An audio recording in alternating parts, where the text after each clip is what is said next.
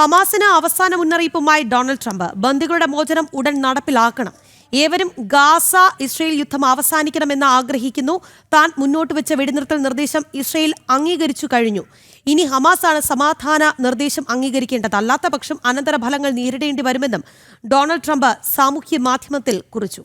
വിവരങ്ങളുമായി ഇന്റർനാഷണൽ ഡെസ്കിൽ നിന്ന് ഐസൻ ജോസാണ് ചേരുന്നത്. ഐസൻ, കടുത്ത മുന്നറിയിപ്പാണ് ട്രംപ് നൽകുന്നത്. അതായത് കൃത്യമായ ഒരു നടപടി ഉണ്ടായില്ല എങ്കിൽ അനന്തരഫലം അനുഭവിക്കേണ്ടി വരുമെന്ന അന്ത്യശാസനം. വിവരങ്ങൾ. തീർച്ചയായും രാഖി, ഈ അനന്തരഫലങ്ങൾ അനുഭവിക്കേണ്ടി വരുമെന്ന അന്ത്യശാസനം തന്നെയാണ് ഈ അദ്ദേഹത്തിൻ്റെ പോസ്റ്റിലെ ഏറ്റവും സുപ്രധാനമായൊരു വരി എന്ന് തന്നെ നമ്മൾ വായിച്ചെടുക്കേണ്ടതുണ്ട്. നമുക്കറിയാവുന്നതാണ് ഇറാനിലൊക്കെ നടത്തിയ ആക്രമണങ്ങളും ഇറാനിൽ ഇസ്രായേൽ നടത്തിയ ആക്രമണങ്ങൾക്ക് ശക്തമായൊരു പിന്തുണ നൽകിയതും അത്തരത്തിലുള്ള സംഭവ വികാസങ്ങളെല്ലാം തന്നെ നമ്മൾ ഈ അടുത്ത കാലത്ത് തന്നെ കണ്ടതാണ്.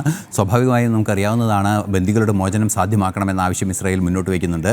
മാത്രമല്ല, വെടിനിർത്തലിനെ തയ്യാറാക്കിയ ഒരു ഡ്രാഫ്റ്റ് അല്ലെങ്കിൽ അദ്ദേഹം തയ്യാറാക്കിയ ഒരു പദ്ധതി അംഗീകരിക്കാൻ ഇസ്രായേൽ തയ്യാറാണ് എന്നും അറിയിക്കുന്നുണ്ട്. സ്വാഭാവികമായും ഈ രണ്ട് അംഗീകാരങ്ങളും ലഭിച്ചതിൻ്റെ പശ്ചാത്തലത്തിൽ കടുത്ത നടപടി ഹമാസിനെതിരെ വേണം എന്നൊരാവശ്യം തന്നെയാണ് ട്രംപിൻ്റെ ഭാഗത്തു നിന്നുണ്ടായിരിക്കുന്നത്. ഇനി അംഗീകരിക്കേണ്ടത് ഹമാസാണ്, ബന്ദികളുടെ മോചനം സാധ്യമാക്കേണ്ടതും ഹമാസാണ് എന്ന് കൃത്യമായൊരു നിലപാട് അദ്ദേഹം സമൂഹ മാധ്യമത്തിൽ കുറിച്ചിരിക്കുന്നത് തന്നെ ഒരു അവസാന മുന്നറിയിപ്പായി നമുക്ക് സൂചനയായി തന്നെ മനസ്സിലാക്കാൻ സാധിക്കും. ഈ കോൺസിക്വൻസസ് എന്ന വാക്ക് അദ്ദേഹം ഉപയോഗിച്ചിരിക്കുന്നത് സ്വാഭാവികമായി അതിൻ്റെ അനന്തര ഫലങ്ങൾ എന്ന് തന്നെ അദ്ദേഹം കൃത്യമായി ഉപയോഗിച്ചിരിക്കുന്നത് വലിയൊരു മുന്നറിയിപ്പായി തന്നെ കണക്കാക്കേണ്ടതുണ്ട് എന്നതാണ് യാഥാർത്ഥ്യം.